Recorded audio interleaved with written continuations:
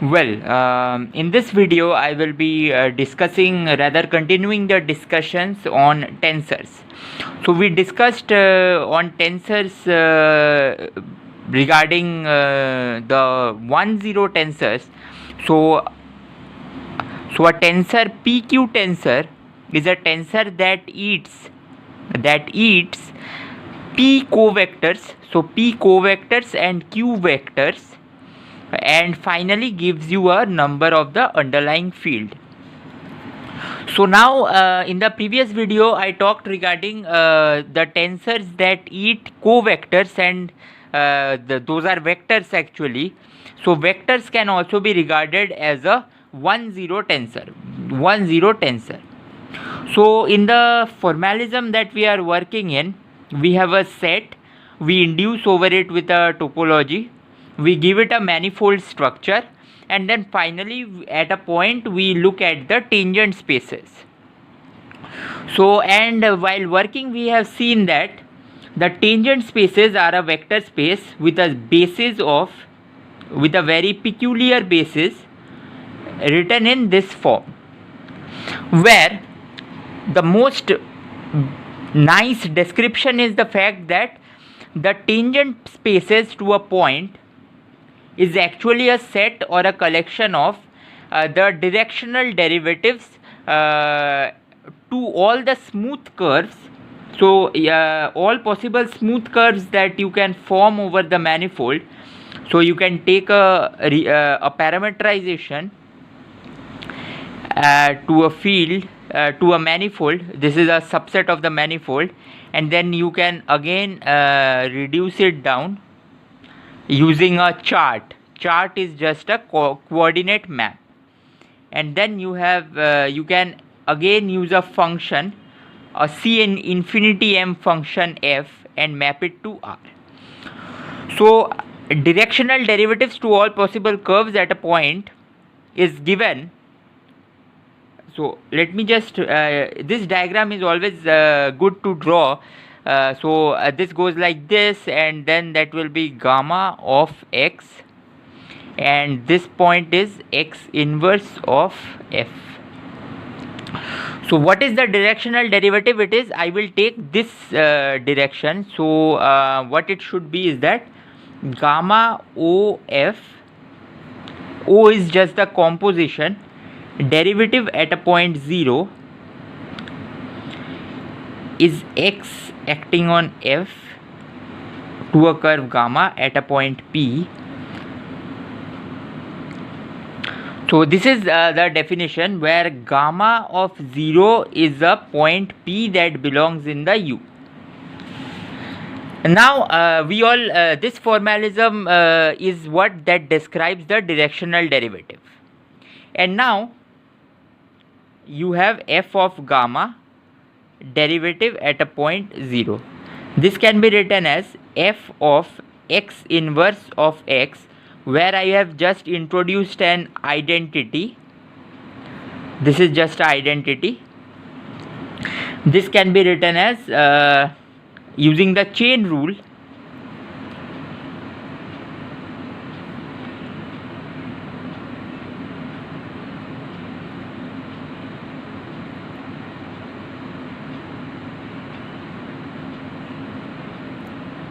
like this, and then we define this entire quantity to be del xi of f, and here I get gamma derivative I. So this quantity is this part. So this is what is the formalism that we have discussed so far, and why, and hence this collection is a basis for the vectors x. So for the vectors x gamma p. So that's all I wanted to discuss, rather remind you of this notion. And then whenever you have a tangent space, whenever you have a vector space, you have a dual to the vector space called the covector space, and the covector space can be equipped it can be equipped with a special set of bases called as the dual basis to the dual to the vector space. So in the case of tangent spaces TPM, there is a dual, that is TPM star, the space where the covectors live, and this TPM star has a basis dual to this, that is denoted by dxi with an index over I. What it means to be a dual basis is means there is a very unique relation between these two bases. What is that relation? That is let me just write it here only. So that is so dxi, so dxi is a covector because it is a element of the basis. It is an element of the basis is necessarily the element of the vector space, so it eats del xj to give, so this is just defined as del xi of del xj, that is finally delta ij. So this is the unique relation that this basis must satisfy. So now let's look at what are these tensors, 0 1 tensor or covectors. So the first property is that the property of the delta function that I have written here, and you can easily follow this calculation here in the cloud, and you can if you have any problem you can say that in the comments below. So a vector, so you have a covector, so it is one of the basis elements in the cotangent space, that is TPM star. So it can act, so a covector acts on a vector. That is how a covector is defined. A covector eats a vector to give a number of the underlying field, and hence it is a 0 1 tensor actually. So it acts on a vector that belongs to the TPM and finally gives this thing. So this is just the component of this vector. So that's for this part. And then we have already discussed about how the vectors transform. So let me just remind you of that quickly. So once you know the basis of the tangent space TPM, we know a vector V can be written as Vi del xi. Correct. So a vector can be written in this part because this is a basis and this is the components of the vector. And then we saw how these two components transform, because I can also write it in form of Vj y del yj. So these are different components and different bases. So and then we see, so a quick way to remind ourselves of the transformation is that, so I finally need a Vi that is a component of x basis.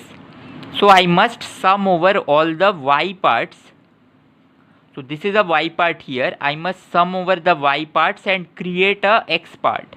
And the x part must be with an index above. So del xi del yj is the best choice, where we have taken the Einstein's summation convention into play. So this is the fact for the transformation property of a vector. Now this is the second fact. Now we are looking at the transformation property of a covector. So for a covector, what we do is that we see that dxi, so dxi acting on a vector v is just pulls out the component vi of that vector. Now vi of this vector in x basis can be transformed to y basis, just like I showed just now. But this Vj component that you see in the y basis is just the action of dyj acting on the vector v, because a vector is after all a vector independent of the basis formalism, and hence we get this part here, and hence we see that how the basis and the basis of the dual space and the components of that space transform. So I will again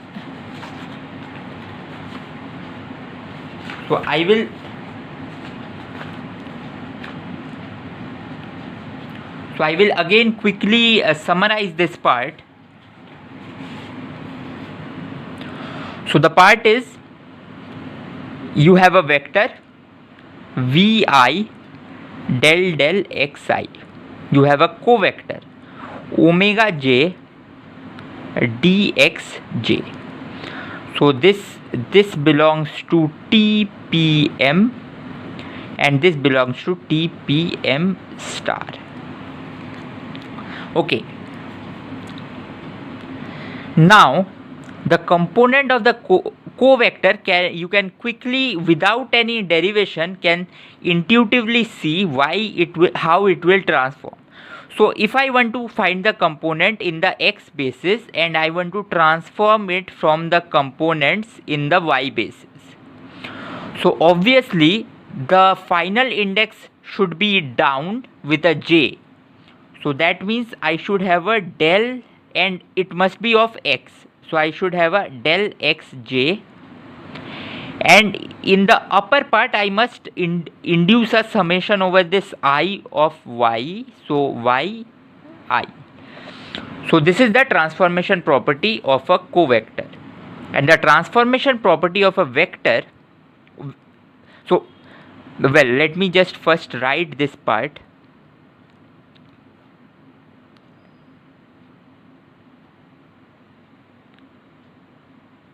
So this is the j, and I must sum over j. So I will just write here yj, and I must produce an xi. So this is. So you see, these are the two properties of transformation. So now in general relativity, whenever we discuss about a vector, we always say that what are the components. So a vector is this entire abstract quantity with this del del x derivative attached to it. But we will always draw an abstraction and say that this is how the vectors transform and this is how the covectors transform. Anything that transforms in this fashion, they are called contravariant quantities. They are the contravariant vectors. And anything that transforms in this fashion is a contravariant vector, and anything that transforms like a covector is a covariant vector. And this is the contravariant and covariant formalism that general relativity uses. So a very important thing to remember is that the entire formalism has these derivatives attached, but we don't say them because whenever we choose writing a vector in terms of vi, in terms of its components, it is assumed that you have a well defined basis underlying. So now we know about transformation properties of a vector. We know the transformation property of a covector. So contravariant vector and a covariant vector. So these two transformation properties I have listed here. So this is the transformation from one basis to another basis. So one chart is x and another is y. And now what about the tensors? So I will say the transformation property of tensor right now. So if you have we start with an example.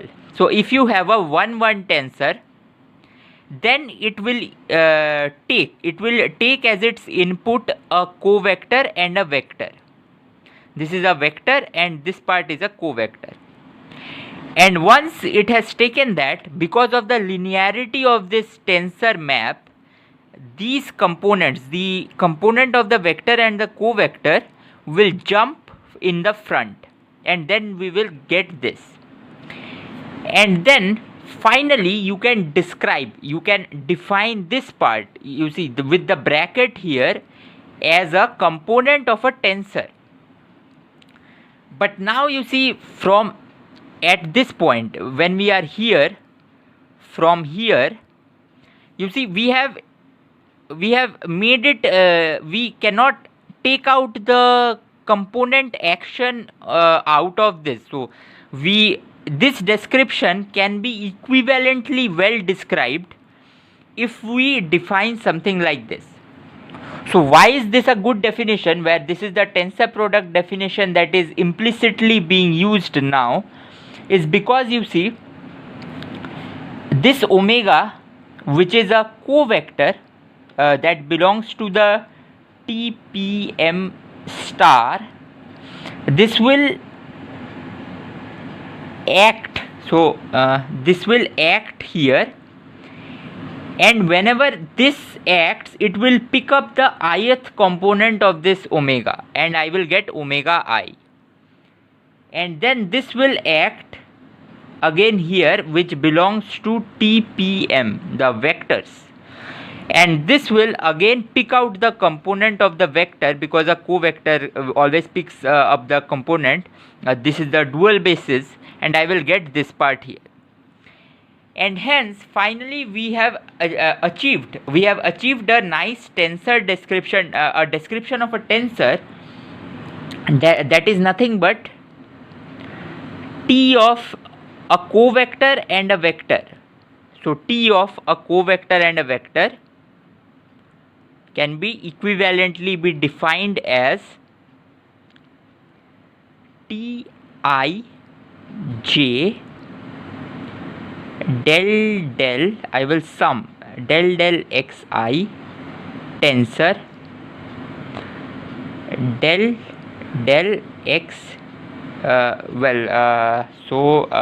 you see, I again did a mistake, is that it will be dxi, because it needs to present the components of a vector, so it will be dxj. So let me just write it one more time. Tij in the basis x times del xi tensor symbol dxj.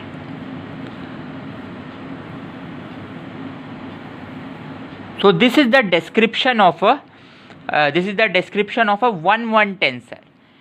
And now we can describe other tensors in a similar way, and I will again say the transformation property of the tensor in the next video.